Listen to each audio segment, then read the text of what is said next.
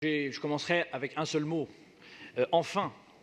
Voilà, ça y est. C'est-à-dire que, enfin, l'exécutif comprend qu'il faut revoir la tarification des transports en commun, et en particulier la tarification des transports en commun pour les familles. C'est donc une mesure que nous allons voter au groupe PPCI. D'abord parce que nous considérons que c'est une mesure qui va aider les familles qui sont confrontées, toutes, qui sont confrontées à un coût du transport, un coût des déplacements particulièrement élevé. C'est une mesure que nous approuvons d'autant plus qu'elle n'est pas assortie de plafond de ressources. Quand je disais toutes les familles, je paie chaque mois un sens. C'est-à-dire que, enfin, ça y est, encore enfin, l'exécutif reconnaît que toutes les familles à Paris, mais en dehors de quelques exceptions, pour toutes les familles nombreuses, surtout les familles nombreuses, les déplacements représentent un coût considérable. Alors, il y a évidemment les déplacements scolaires, encore que la carte scolaire est quand même basée sur la géographie, ce qui fait qu'évidemment, ce ne sont pas tellement ces déplacements-là qui sont coûteux, ce sont surtout les déplacements le week-end, ce qui permettent d'éviter de sédentariser les familles parisiennes.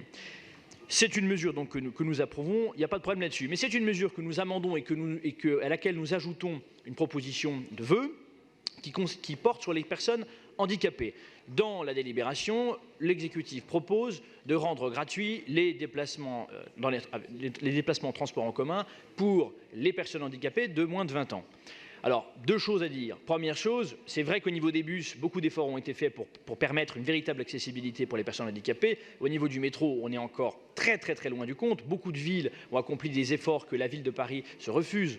Que l'organisation des transports, Île-de-France Mobilité, ça va, voilà, et la RATP se refuse pour l'instant à mener.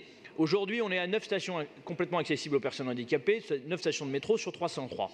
Bon, c'est pas suffisant. Donc dire, vous avez les transports gratuits aux personnes handicapées, tout en ne faisant pas les efforts qui permettent de donner la possibilité de prendre ces transports, disons que c'est un peu bancal. Alors, on sait que beaucoup de ces personnes handicapées de moins de 20 ans sont des ados, des enfants qui sont accompagnés par leurs parents. Et ce que nous proposons donc, c'est justement d'élargir la gratuité des transports aux représentants légaux, aux parents qui accompagnent les enfants, soit à l'école, soit dans le cadre de leurs déplacements, notamment les déplacements qui sont liés aux activités extrascolaires. C'est une mesure de bon sens qui permettrait à cette délibération d'être vraiment au rendez-vous de l'engagement qu'elle se fixe. Voilà ce que je voulais dire.